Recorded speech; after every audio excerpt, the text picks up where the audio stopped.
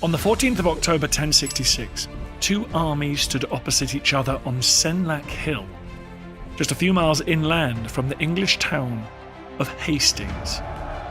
On one side stood the English king, Harald Godwinson, and on the other, a Norman invader, William. When I mention 1066 to people, you can see that they immediately think about the Battle of Hastings, maybe King Harold being shot in the eye by an arrow.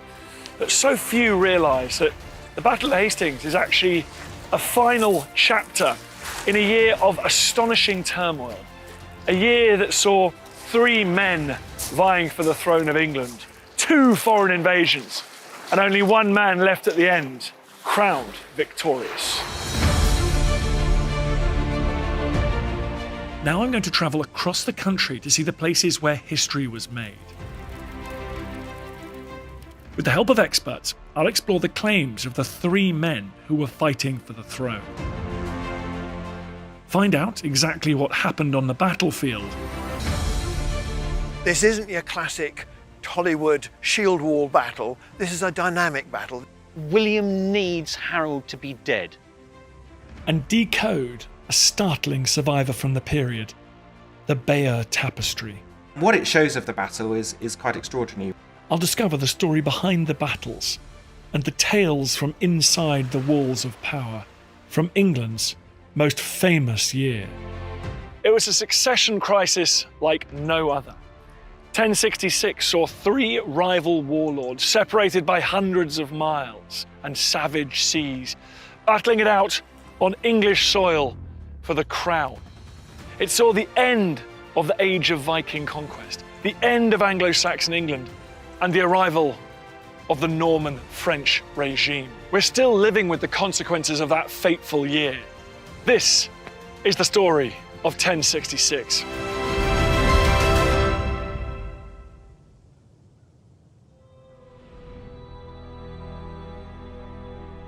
At the beginning of 1066, King Edward the Confessor lay on his deathbed. He'd ruled for 24 years, but he was childless. He left no direct heir, and England on a precipice.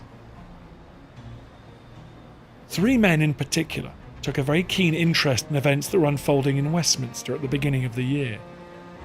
A powerful English Earl, Harald Godwinson, the Duke of Normandy, William, and a Norwegian king, the Viking, Harald Hardrada. King Edward died on the 5th of January 1066 in the shadow of the great church he built here at Westminster.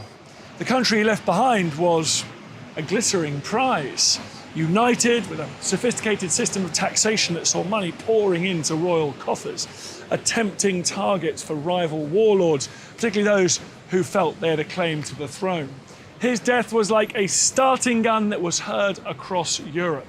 And of the three men with the best claim, one of them was a lot closer to the bang. Harold really gets quite a lot of his power from his father, from Godwin. Harold is the second son of Earl Godwin. Godwin is part of Cnut's new aristocracy that come into power after Cnut's conquest in 1016. Siblings are also important, and they have a lot of power and wealth and land around various parts of England. In terms of what they own, Domesday Book has the entire Godwin family far and away the wealthiest and most powerful landed family in England at this point. So Harold is also the brother-in-law of the king. His sister Edith has married Edward the Confessor in about 1045. So he's very close into royal circles in terms of his relationship with the king there as well. But that's not the only place that Harold gets his power. He's also quite a canny operator in and of himself. He's got quite good connections. He makes alliances with a number of very influential, very wealthy thanes and earls. So they're all within his sort of power nexus, as it were. And that's where Harold gets a lot of his power and his popularity from.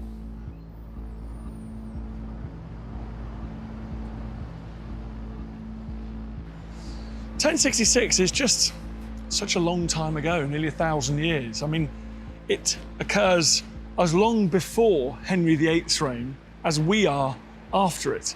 And that means it's just nearly impossible to work out with any certainty what happened. The sources are fragmentary, they're unreliable, they're often contradictory. Harold's story, if you believe it, is that a dying King Edward called him to his bedside and entrusted him with the welfare of the kingdom. Essentially, a deathbed bequest of England. It was the job of the Witan, the council of leading, powerful Anglo-Saxons, to ensure the successful passage of the crown from one person to the next. In normal circumstance, it would be clear. The son of the king would become the next monarch, but with Edward dying childless, they had a decision to make. Harold went to the Witan and reported on his final conversation with the dying King Edward. He asked them to allow Edward's request to be fulfilled. He asked them to make him King of England. Now, Harold was Earl of Wessex. He's a very powerful man. His two powerful brothers were also in the Witan, Gurth and Leofwin. Perhaps unsurprisingly, it didn't take the Witan that long. In a couple of hours, they offered the crown to Harold. And that meant, on the 6th of January 1066, in Edward's newly consecrated church, England had the funeral of one king in the morning and the coronation of another in the afternoon.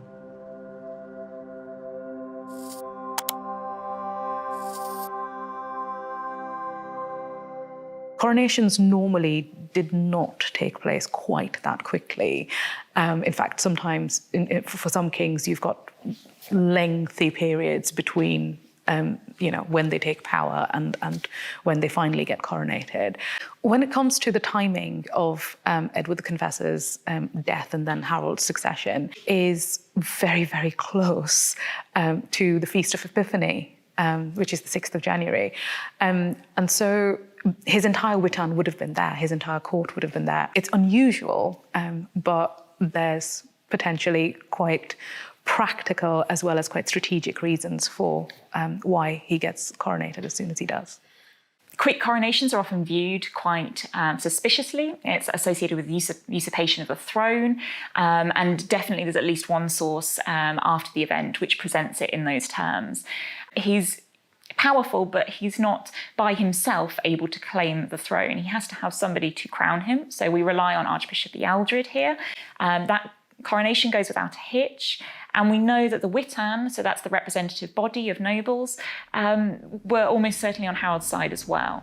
Harold had been on the spot, and he knew that he had to act fast to secure the crown before the claims from his rivals came in.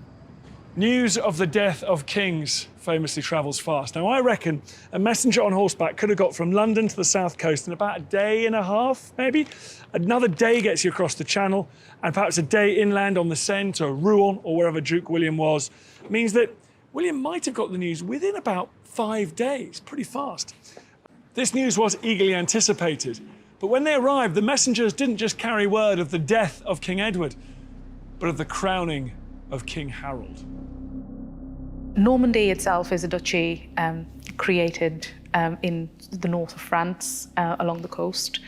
It was created back in 911. From that point of establishment, Normandy goes from strength to strength, really, in terms of both its wealth as well as its political power. By 1066, William is a strong military commander. He's been on several different campaigns. He's already familiar with the way in which you might exploit a succession. So there are definitely two things to think about in terms of William's claim to the throne. The first is a blood claim, and then the second is this claim of an oath. It's a very tenuous blood claim.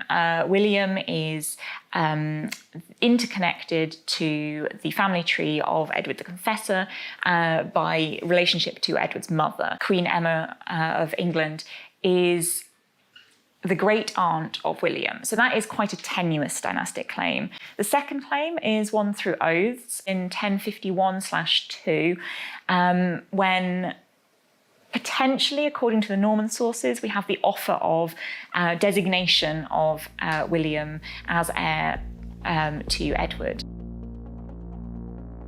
But William's claim went further than Edward's oath. He claimed that Harold himself had promised him the throne of England in 1064, and that story has been preserved in the thread of the Bayeux tapestry. This is so fundamental to the tapestry, this scene, because it almost seems to be building up to this point. The text, to start with, says, "Here Harold made a sacred oath." In the sources, it suggests that he's made an oath to promise to help William to become King of England. And what you see is William seated on a throne with a sword over his shoulder, and Harold between two sort of portable caskets. Now, Harold's touching one quite clearly with two fingers. Some people say it's a bit tentative that he's touching them.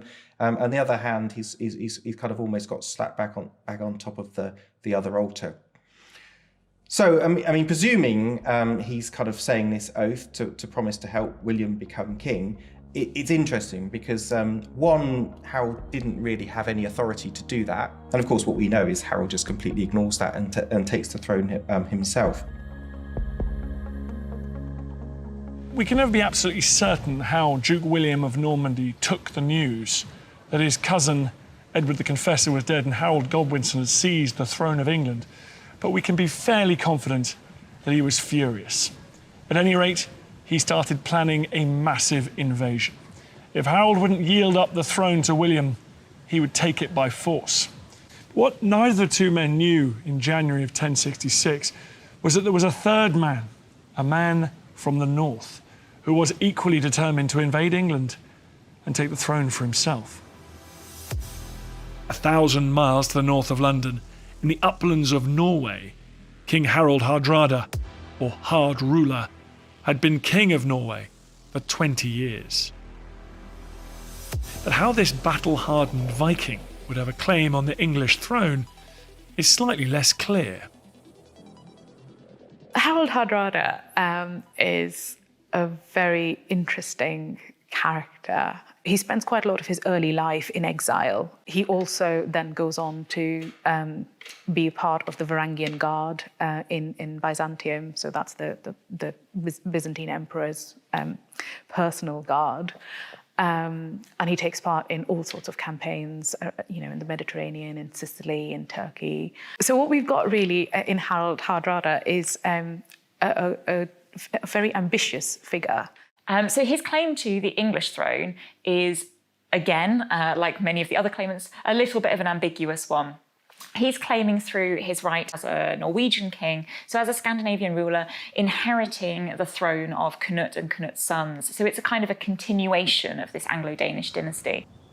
Hardrada was 50. Not bad for a man who'd spent decades fighting his way across Europe and the Near East. He now felt he had one last campaign left in him, one last chance to write his name into the annals of Viking legend. Now, he wanted to conquer England.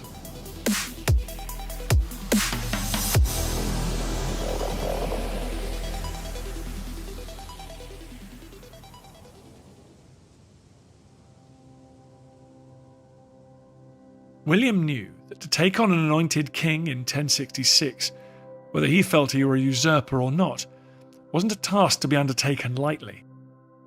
In order to secure the unwavering support of his nobles, William appealed to a higher power for support, the Pope. William definitely has to convince the Norman aristocracy to invest in his invasion. And there are some members of the aristocracy who are perhaps a little less than enthusiastic about the campaign. He sends an embassy to Pope Alexander II, and the embassy manages to secure the papal banner. What William does by getting the papal standard is he boosts morale. He makes his men far more enthusiastic about this. It gives them the backing of basically a just war.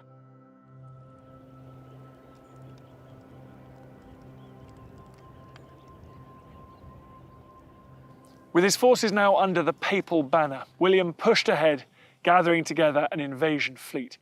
He chose a base, Dives-sur-Mer, around 20 miles or so from his power base at Caen. There he assembled a fleet of as many as 1,000 ships and perhaps up to 14,000 men. But William's force would take time to muster to full strength, and the first test of Harold's power wouldn't come from Normandy, nor from Norway, but a source much closer to home. In May, long before William or Harald Hardrada had a chance to set foot in England, Harold's younger brother, Tostig, launched a surprise smash-and-grab raid on the south coast of England.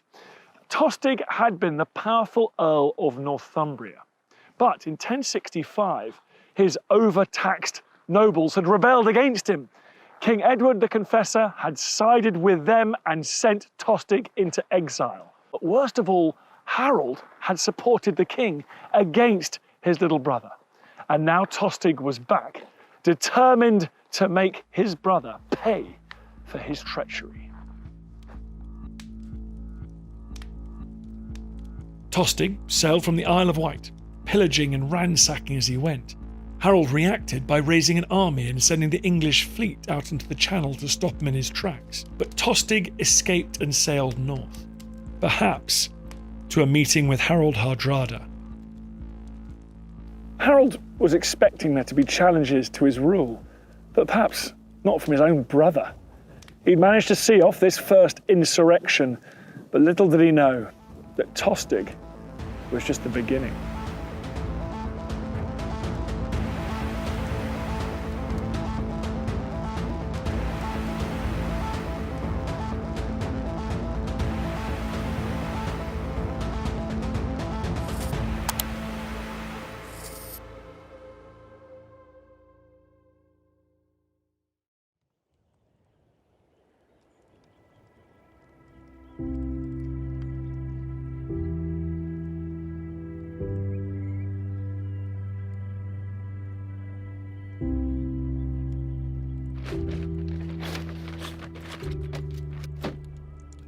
By the beginning of August, Harold and his army were in position here on the south coast, watching, scanning the sea for ships, but none came. On the other side of the Channel, however, William of Normandy was not in a good position. His fleet was penned up in harbour by unseasonal northerly gales. He had no choice but to wait.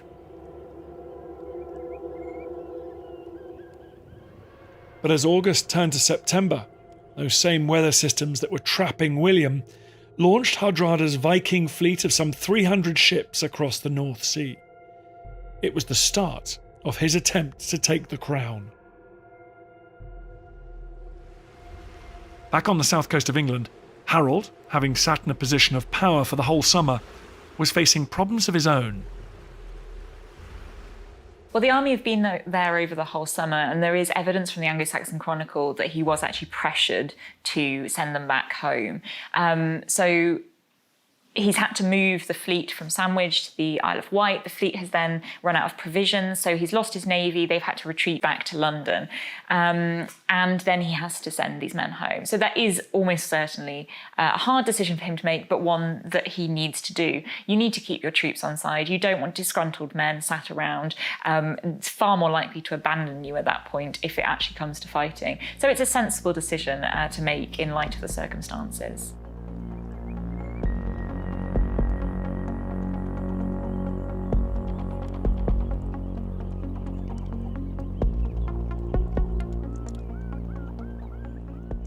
Despite having to stand down his army, by early September, Harold must have been fairly content. The massive invasion force that had threatened him all summer had not materialised, and now he could return to London and look forward to long winter months where no invasion would be possible. He could tighten his grip on the throne and celebrate a year as king. But within a week, all those plans would be thrown into chaos.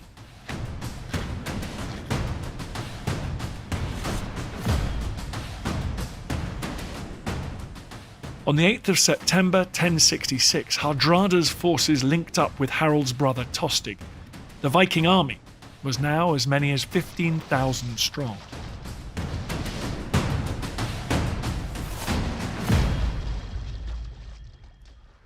The Vikings were in familiar territory. They raided along the northeast coast of England, just as their ancestors had done hundreds of years before. They pushed up the Humber and the Ouse, and by the 18th of September, they were at the gates of York itself, heart of the Anglo-Viking world. Its timing is sort of really the unfortunate thing, because Harald Godwinson has been waiting for William's invasion, and it's the beginning of the harvest season, so he stands down his army, and within a few days he needs to muster it again in order to face Hardrada. But we shouldn't necessarily think that that means he had any less men with him. English armies are well used to being raised quite quickly, and you have to be able to respond to those military circumstances as and when they arise. And it's clear that Harold does that and is competent at doing that. But the first Englishmen to react to this invasion weren't Harold and his southern earls, but the lords of the north, Earl Edwin and the man who'd replaced brother Tostig as Earl of Northumbria, Morcar. They gathered an army, perhaps 5,000 strong, marched them out of York and met the Vikings here at Fulford. I'm meeting with Chas Jones. He's done extensive archaeological work on the battlefield at Fulford. He can tell me exactly how the clash took place. This is quite a complex battle. We've actually got two armies on both sides, two completely separate armies actually operating independently. This isn't your classic Tollywood shield wall battle. This is a dynamic battle. So Harald Hardrada's bringing them up by boat, is he? The night before, we have King Harald Hardrada arriving here with his best warriors, his experienced warriors from Norway, and they got themselves to Fulford. The English armies, the Mercian army and the Northumbrian armies, and I need to distinguish them because they're going to operate independently with their two separate earls, Edwin and Morcar, they then deploy. So they leave York, but they leave across the river and they go down that side of the river in order to block Hardrada, because Hardrada has a variety of options. He could, if he wanted to, when the tide was very low, put a few of his boats together and attack across the river all the way around and come in from York around that side. He could, on the other hand, wait till the flood tide the following morning, jump back in his boats and zoom straight into York on the flood tide and do battle there. Or he could wait until the tide was low enough and he could then come charging in on this side. There were three options for him. I mean, really clever. The option that he chose was to stay on this side, but the Mercians at that stage were stranded over there. So he's actually managed to divide the English army in two. Mercians that side, Northumbrians this side. Even at low tide, could the Mercians get across or not? By the morning, in the dawn, the tide is very high and they've all got to wait for the tide to go down. Now the Mercians, they don't have, many of them have horses, and so it's only part of the Mercian army that's actually able to make it over here to the battle. So Hardrada's brought part of his guys up on the boats. Around about 60 he can park here. Right, and the rest of them have to walk. So Tostig and his part of the army, they have the 3-hour march from Rickall. And the Northumbrians now, they march out to meet Tostig.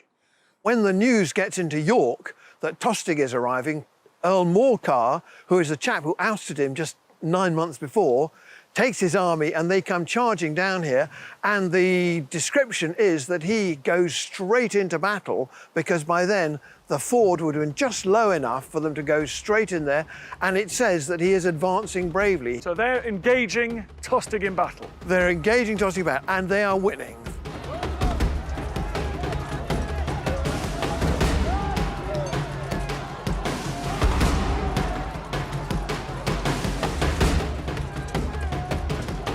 Then comes the turning point in the battle.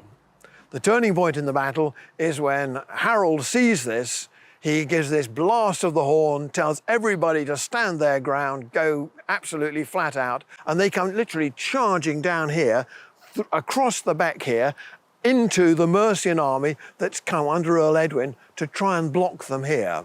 Once they've pushed them back a little bit, they then have access to the high ground, which will then lead them round to get round behind the English who are advancing at the ford. So Hardrada comes crashing up here, sends these guys packing, and then he turns around and closes the jaws on the poor old Northumbrians. You've got it.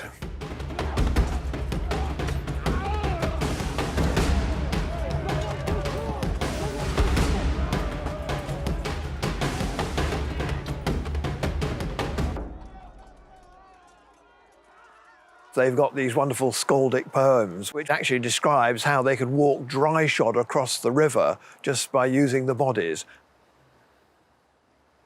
Fulford is the least remembered battle of 1066. Why do you think that is? This is a very decisive battle. 2 English armies are, to an extent, destroyed here, or an army and a half is destroyed here. So Fulford has really dented the fighting capability of the English. Harold now knew about Hardrada's invasion, and with a hastily assembled army, he started hurrying the 190 miles north to York. But he arrived too late for the men who fought and died here at Fulford.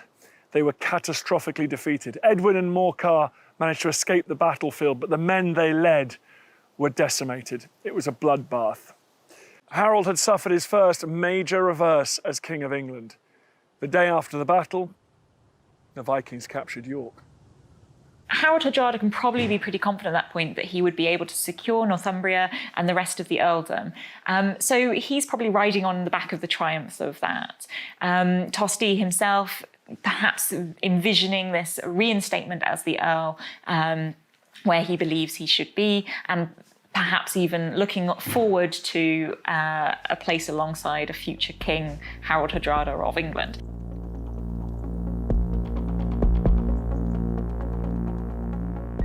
"400 miles to the south, at Dives-sur-Mer, Duke William, who wouldn't have known of the Viking victory at Fulford, was getting impatient.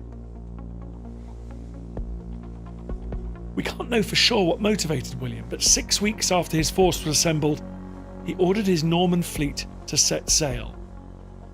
It was a huge gamble, and they headed straight into a stormy sea. The Channel might not look like much on an atlas of the world, but it is a brutal, narrow stretch of water. As William discovered to his cost, his fleet was battered by autumnal storms. Ships were lost, men were drowned, and his reputation took a battering too. He was forced to flee and take refuge in a port 100 miles up the coast, Saint-Valery-sur-Somme, but he was still on the wrong side of the Channel. Once again, William turned to a higher power for assistance. He ordered the relics of St. Valery themselves to be paraded through the streets. This was William on his knees, begging God to turn the winds in his favour, allow him to embark on his crusade, and take what he felt was rightfully his. At St. Valery, it's very clear that they need some form of display of morale boosting, some form of encouragement of the men. It's worth mentioning here that troubles with the weather can also be seen as a sign of God. So at this point, the fact that the winds were not in their favour, the fact that they had run and encountered problems with the storm, may perhaps have been murmurings around the William's camp, perhaps, that this was not a positive sign. So this clearly would have caused some worry for William and his men, and probably concerns that they themselves were the next ones to suffer a similar fate. But while William was licking his wounds down in Normandy, Hardrada and Tostig, along with a small band of Vikings, were travelling to a location outside of York to collect tribute from the local nobles and trade hostages. It's now called Stamford Bridge. This was supposed to be a formality for the Vikings. They were certainly not ready for a showdown battle with the King of England himself. By the 24th of September, Harold and his hastily gathered army arrived close to York. Some sources say that he made the journey from London in just 4 days. It was an astonishing feat. And on the 25th, it was his army of around 12,000 men that met with Hardrada, and not the small band of surrendering noblemen that the Viking had expected.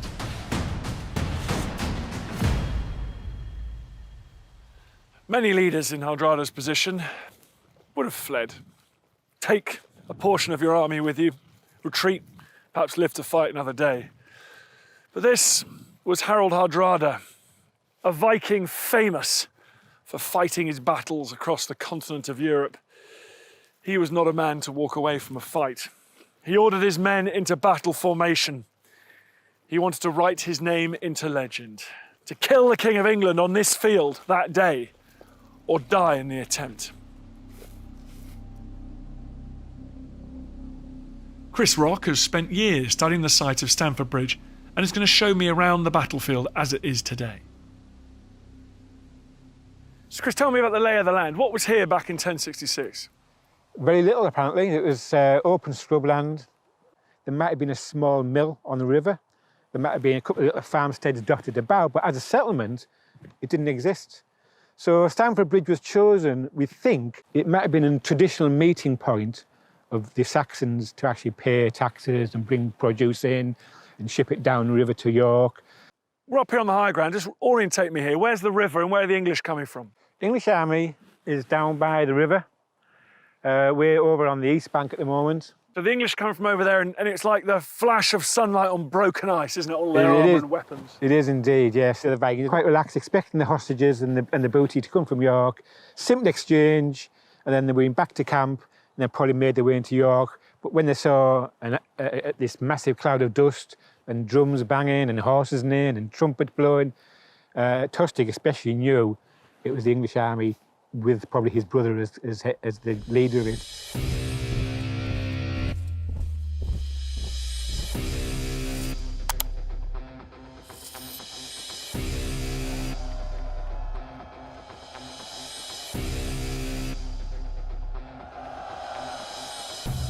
But they rallied quickly. They rallied around the bridge that would have been down by the river, and they held them off for a short while, just to allow Hardrada to get up onto this high ground and get a shield wall together, which is the basic tactic of any defensive army at the time. So Harald Hardrada may have been up here on this high ground? Indeed, as a tactical move, he would have held the ridge of the high ground that overlooks the river itself. So the English come up from down there. Is this where the main bulk of the battle was fought? The Vikings really did, hold that shield wall. Once the initial shock of the English arriving and confronting them, I think they actually do hold their ground, because, I mean, the Vikings, and Hardrada is the biggest Viking of them all. He's been all over Europe fighting for 40 years, so he knows really how to fight a battle. He's just won Fulford as well. So his spirit and his army would have been quite high. And they hold it the best they can, despite all the English attacks, up and down that high ground, onto that ridge. It must be like 2 or 3 hours into the afternoon before any kind of break in that wall is won by the English. Savage fighting. Awful fighting. And they're using tactics that hadn't changed in 1,000 years. They're using the same tactics, basically the same weapons as what they'd always used, to bludgeon, to spear, to stab, to bash, face-to-face warfare at that time. You wouldn't want to be a part of it. It really was quite horrific.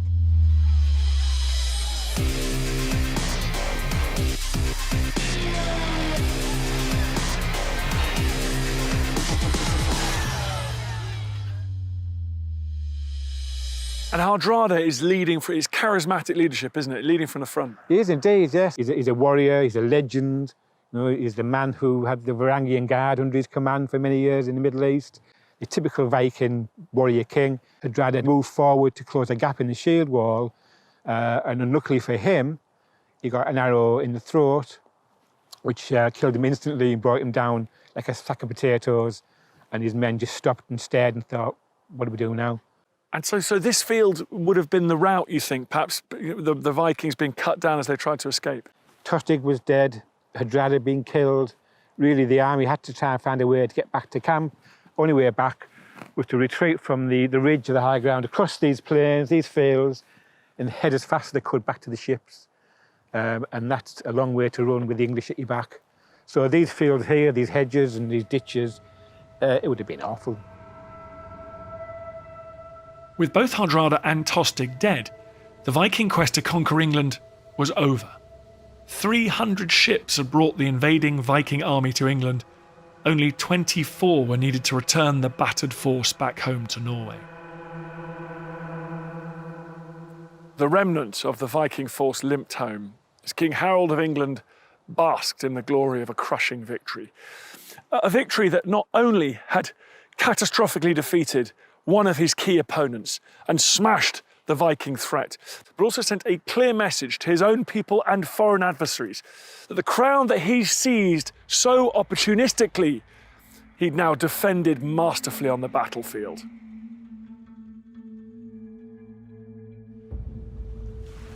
Autumn was by now fast approaching, but whilst Harold rested in York, perhaps believing that his work for the year was done, the winds in Normandy were starting to change.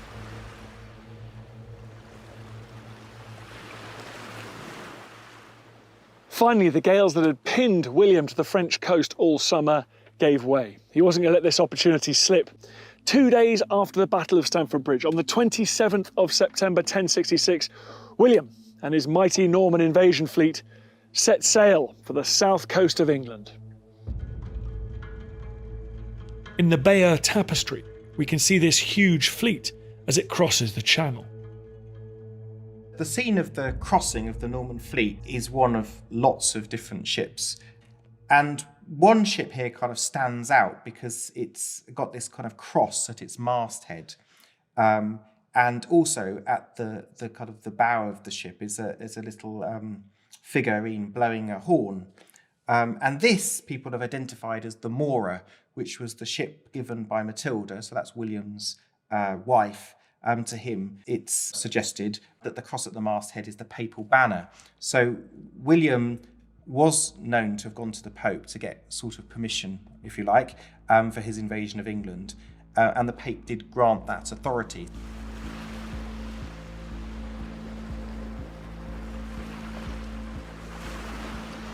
At the beginning of 1066, Harold had been at exactly the right place at the right time. But now he found himself hundreds of miles away from where he needed to be. He had just won this great battle up here in the north of England against the Viking army. But he found out that Duke William had landed down here on the south coast.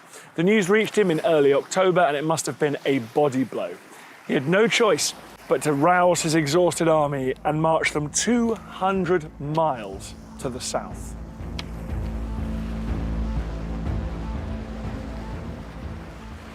William and his men arrive likely at Pevensey in Sussex and almost immediately move parts of the army up to Hastings. The next thing that they do is they start to ravage the countryside. That's quite a classic military political tactic at the time, to sort of diminish the morale of the men in the local area and of the person that you're coming to fight.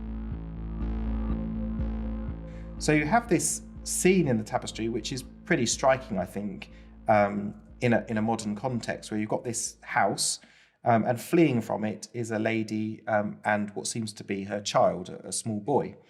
And the house is just being torched, basically, by people. So for none other reason, I would assume, than just to kind of lay waste to property.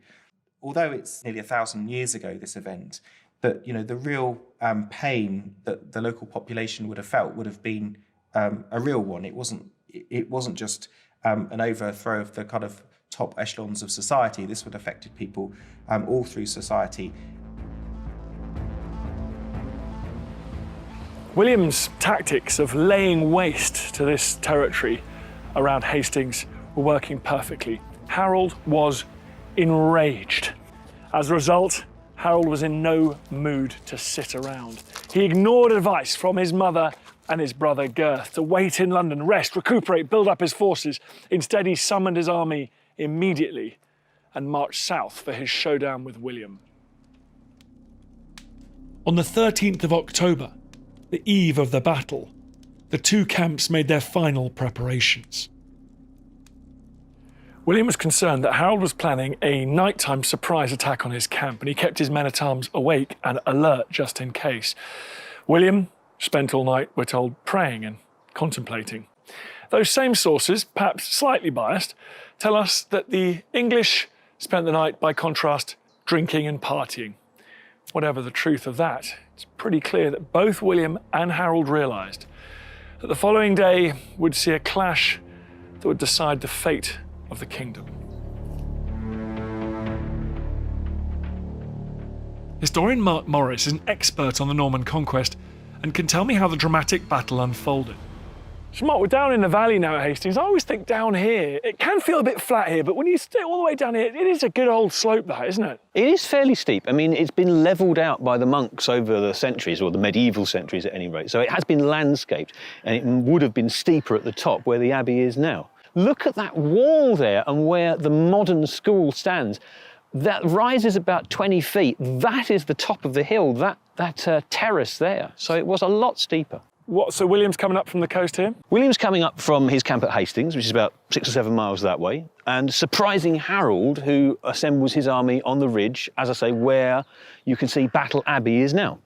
Harold seems to have a favourite strategy, which is kind of, ta-da! You know, he surprised the Vikings, Hardrada, in the north and won that battle by surprise. So he's hoping to do the same thing here with William. But William's reconnaissance is very good. His spies report that Harold is getting near, and William, on the morning of the 14th of October, marches out to engage Harold.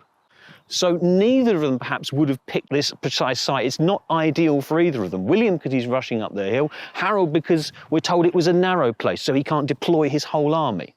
We are down here where the Normans and the French were lined up. How does William, Duke of Normandy, go about getting the English off that ridge? Well, we're told the battle begins with a volley of arrows and projectiles being launched by the Normans. So he tries to soften them up with his archers, and then it's the infantry and then the cavalry riding up the hill to try and break through that shield wall.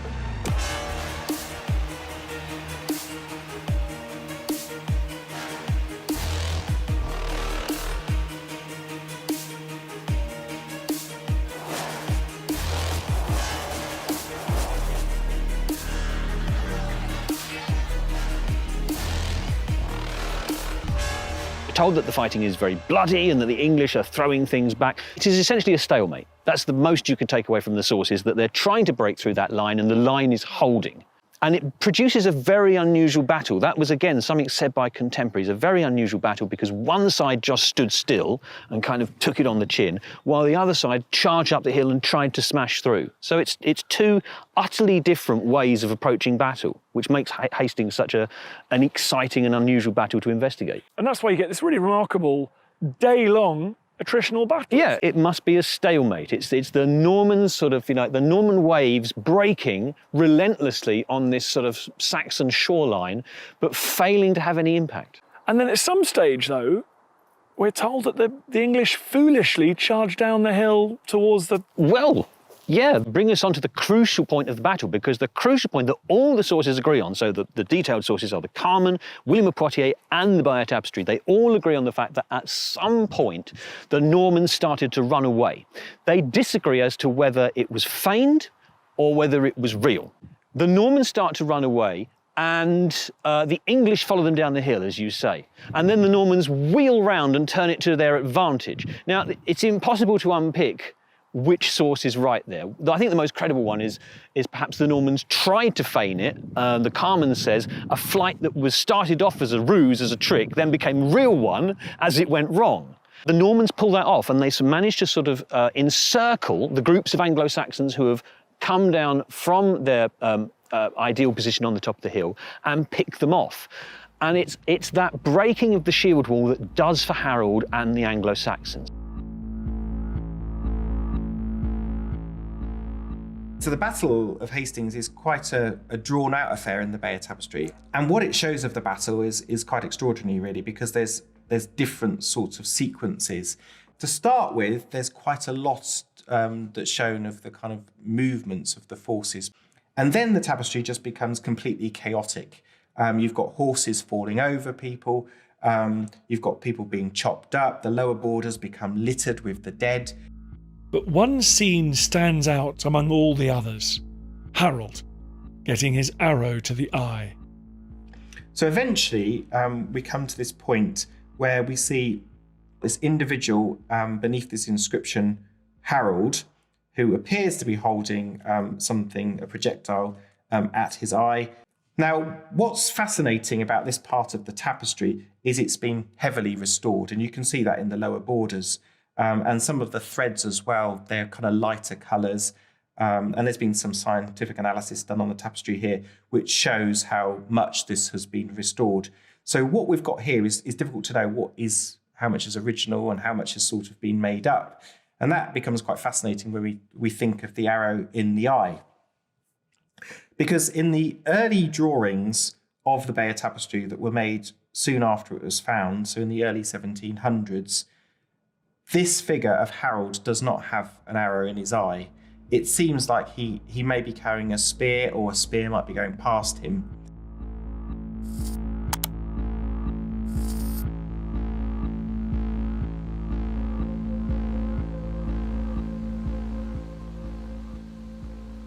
So Mark, we've staggered up the hill now, we're next to the school, and this is where the battle reached the climax. Once the shield wall has holes in it, then really, that was the English's primary advantage. You know, that was the fact that was what was keeping them alive, the fact that their shields were all locked together. As soon as they've got holes in it, then the Norman cavalry have the advantage of being able to ride quickly among them, pick them off in small groups. Even then, though, William needs Harold to be dead. You know, this isn't a war that can be solved by negotiation. This is a succession dispute. He doesn't just need Harold defeated, he needs him eliminated. The turning point, the thing that decides the battle, all the sources agree, as you'd expect, is the death of King Harold, you know, the elimination of one of the two contenders for the throne. How do you think he died? Are we allowed to talk about the arrow thing? Well, the arrow in the eye we all remember from, you know, when we're little children, because it's famously depicted on the Bayeux Tapestry. So we see it on, you know, lunchboxes or key rings or, you know, tea towels, what have you. And that image of Harold sort of grasping the shaft of an arrow that's lodged in his eye socket is kind of very hard to get beyond. But the problem with the tapestry, as I always say, is that it's an artistic source. More reliable, you think, is the Norman hit squad, knights that just go in, punch the protection around him and kill him. You're referring, of course, to the account in the Carmen, which is a poem with all the problems that entails, but it is very closely contemporary. The Carmen suggests he was done in by a dedicated Norman death squad, including William himself.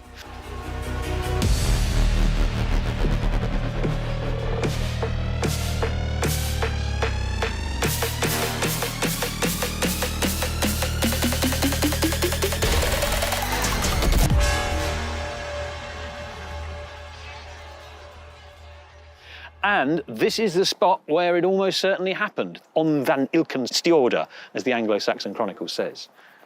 So Harold, King of England, is dead. Yep. What next? Well, then you get into the stage of the battle which is the aftermath, the rout. We're told by the sources that the killing continues into the darkness. Mostly it's Englishmen falling. I mean, you've got to imagine this place is covered with dead bodies by this point. But really, in terms of the broader picture after that, this is the fall of Anglo-Saxon England. This field lay strewn with the dead and dying, the mutilated bodies of the flower of England. As the sun set at the end of that long day, William rested. He may have even allowed himself a celebration. He'd won the battle. He could now expect the nobility of England to take the knee to him as their new ruler. But the story of 1066 had one more twist. There was one last hope for Anglo-Saxon England. Edgar Etheling has two chances to become king. First of all, January 1066, he's passed over quite quickly by Harold. But the second time in October, it seems to be a far more viable contender. Edgar's grandfather, Edmund Ironside, had ruled for about 7 months in 1016. Edgar was actually called Adeling, or Clito, the Latin form, which is throne-worthy. And he's the only contender in 1066 who's seen as throne-worthy, according to contemporary sources. He attracts a lot more political support. The citizens of London have often been crucial in deciding competing succession claims beforehand. So their support is really important. They back the side of Edgar Etheling at that point.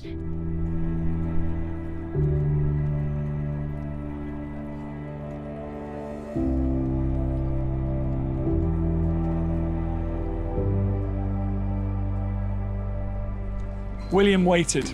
He sat there on the south coast, recuperating, waiting for the great lords of England to submit to him. He'd killed their king. He'd won the crown on the field of battle. But no word came. And in the end, his impatience got the better of him once more. He marched his army, first to Dover, then to Canterbury, forcing them to submit.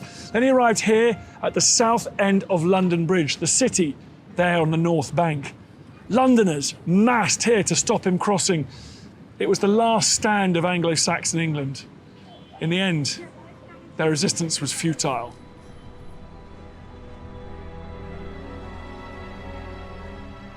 William marched west until he was able to cross the Thames at Wallingford. Now he was finally on the north bank of the river. Edgar's support from the Anglo-Saxon nobles melted away. In December 1066, the Witan met with William at Berkhamsted on the outskirts of London and submitted to him. On Christmas Day 1066, William was crowned in Edward the Confessor's church, Westminster Abbey. It was the start of a Norman dynasty that would stamp its authority on England and Britain. So I think that 1066 has often been seen as a very large watershed moment, and in some ways it almost certainly was. This is the replacement and removal of quite a large proportion of the English elite. Well, it's definitely important. It's politically important. It changes a lot. But I think that old Saxon world and the new Norman world, they're not as different from each other as you might imagine. The Normans coming into systems of coinage, of tax and geld payments, they take over some of those systems and continue them for the next few decades at least. Through William's eyes, this idea of continuity is very important. He sees himself as the true heir and successor of Edward the Confessor. He's very much trying to rewrite history and write Harold out of it. There was no King Harold. 1066 was one of the most turbulent years, not just in English history, but in all of European history. England was reorientated. Cultural, linguistic ties to the north and east with the Scandinavian world severed. It was now bound with France in the south. Competing visions of England, one Viking, one Anglo-Saxon, had both been destroyed on the battlefield. Two crowned kings slaughtered. One man had emerged as the King of England and as the Conqueror.